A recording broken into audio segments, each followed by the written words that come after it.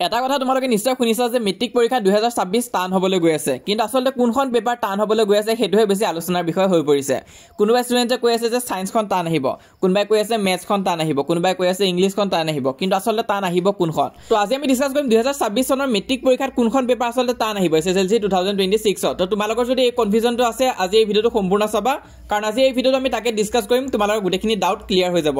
তো মেট্ৰিক পৰীক্ষাত প্ৰতি বছৰে এটা সাবজেক্ট কিন্তু টান আহে। এটো দেখা যায় বহুতে কৈছে মেট্ৰিক পৰীক্ষা টান হয়, মেট্ৰিক পৰীক্ষা টান নহয়, বাকিবিলাক সাবজেক্ট সহজে থাকে, কিন্তু এখন বা দুখন সাবজেক্ট এনেকুৱা হয় যোনটো টান হৈ যায়গৈ। যোৱা বছৰ মেথছ তোমালোকৰ সহজে আছিল, সায়েন্সও সহজে আছিল, কিন্তু সোশ্যাল টান হৈছিল। তো এই বছৰ কোনখন পেপাৰ টান হ'বলৈ গৈ আছে তো তাকে আজি এই ভিডিওটো আলোচনা কৰিম। কিন্তু ভিডিওটো আৰম্ভ কৰাৰ আগতে যিসকল সিৰিয়াছ ষ্টুডেণ্ট আছে, সঁচাকৈ এটা ভাল ৰিজাল্ট কৰিম বুলি ভাবিছা তোমালোকে 2026 চনৰ মেট্ৰিক পৰীক্ষাত, তো তেনে ক্ষেত্ৰত তোমালোকে চেনেলটো সাবস্ক্ৰাইব কৰিবা। মই কোৱা নাই যে পঢ়াত ভালে হ'ব লাগিব, তোমালোকে এভাৰেজ ষ্টুডেণ্ট হ'ব পাৰা বা বিলো এভাৰেজ ষ্টুডেণ্টও হ'ব পাৰা, কিন্তু তোমালোকৰ যদি এটা ড্ৰিম আছে যে মই এটা ভাল ৰিজাল্ট কৰিম মেট্ৰিক পৰীক্ষাত, তেনেহ'লে তোমালোকে চেনেলটো সাবস্ক্ৰাইব কৰি ৰাখিবা, কাৰণ আমি মেট্ৰিক পৰীক্ষা দিয়া ষ্টুডেণ্টসকলকে গাইডেন্স দি যাওঁ। তো চেনেলটো সাবস্ক্ৰাইব কৰি দিবা আৰু অহা আমি তোমালোকক সহায় কৰি যাওঁ, যাতে তোমালোকৰ মা দেউতাও যাতে তোমালোকৰ ওপৰত প্ৰাউড ফিল কৰিব পাৰে। তো এটা কথাটো হৈছে যে কোনখন সাবজেক্ট টান নাহে।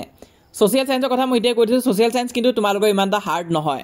বহুতো ষ্টুডেণ্টে চিন্তা কৰি আছে যে যোৱাবাৰ সোশ্যাল টান আহিছে, সোশ্যালৰ পেটাৰ্ণ বদলিছে, তো 2025 চনত যিহেতু সোশ্যাল হাৰ্ড আহি গৈছে, তো 2026 চনতো তেনেকুৱা পেটাৰ্ণৰে কুৱেশ্যন আহিব নেকি? তো তেনেকুৱা কথা নহয়।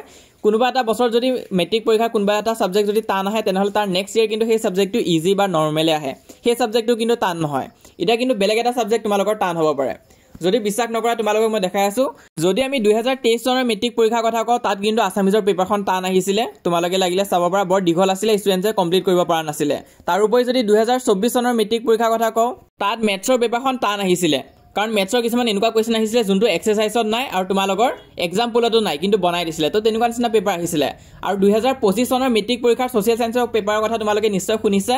বহুতো ষ্টুডেণ্টে এইটো কৰি আহিব পৰা নাছিলে, বহুতো ষ্টুডেণ্টে কি কৰিছে, সিহঁতে 5 মাৰ্কো লিখি থৈ আহিব পৰা নাই, কিয়? কাৰণ চব কুৱেশ্যন তোমালোকৰ কিতাপৰ বাহিৰৰ কুৱেশ্যন আহিছিলে, তো তেনেকুৱা ক'ব। কিন্তু আচলতে কিতাপৰ বাহিৰৰ নাছিলে কুৱেশ্যনখিনি, তোমালোকে যোনখিনি পঢ়িছিলা টপিক তাৰ ওপৰতে দিছিলে, কিন্তু এক্সাৰচাইজৰ বাহিৰৰ কুৱেশ্যন দিছিলে, তো যাৰ ফলত ষ্টুডেণ্টে কনফিউজ হৈছিলে।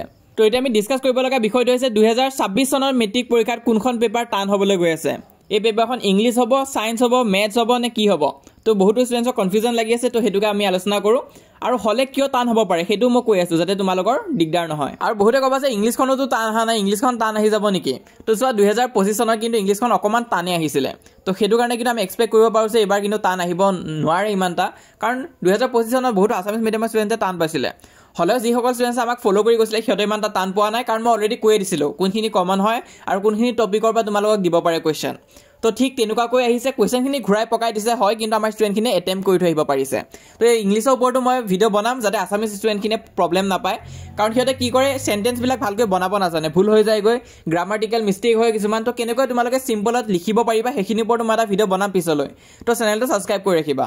ইংলিছখন কিন্তু আমাৰ কাৰণে সহজ হ'ব, মই এতিয়াই কৈ দিছোঁ, ইংলিছৰ কাৰণে কোনো ধৰণৰ ভয় খাব নালাগে, অকল চেনেলটো ফ'ল' কৰিলেই হ'ল। তাৰোপৰি আৰু এটা এনাউন্সমেণ্ট আছে, তোমালোকে যদি ইংলিছ ছাবজেক্টৰ কাৰণে কোৰ্চ ল'ম বুলি ভাবিছা, তেনেহ'লে আমাৰ 499 ৰুপিছৰ কোৰ্চটো জইন হ'ব পাৰা মেট্ৰিকৰ কাৰণে।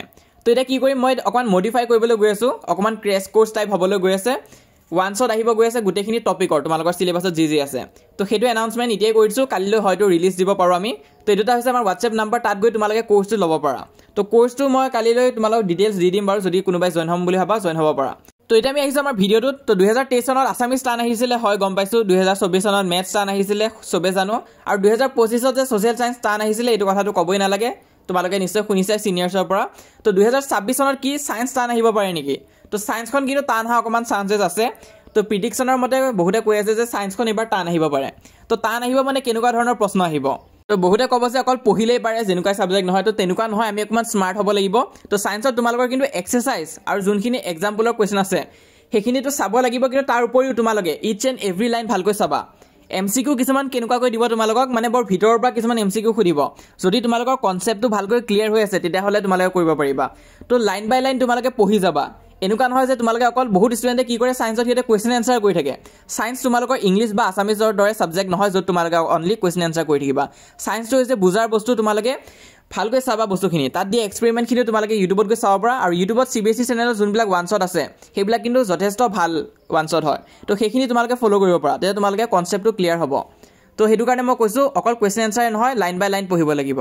আৰু ইয়াৰ লগতে তোমালোকে নিজৰ যদি প্ৰিপেৰেশ্যনটো আৰু নেক্সট লেভেললৈ লৈ যাম বুলি ভাবিছা, যদি বিচাৰিছা যে তোমালোকে বেছি মাৰ্কছ পোৱা আৰু নিজৰ পেৰেণ্টছে যদি তোমালোকৰ ওপৰত প্ৰাউড ফিল কৰে, তো তেনে ক্ষেত্ৰত এইটো পচিবল হয়। এতিয়াও ভালকৈ পঢ়িলে তোমালোকৰ কাৰণে পচিবল হ'ব। তোমালোকে খালি দা এন ষ্টুডিঅ' চেনেলটো ফ'ল' কৰি ৰাখিবা।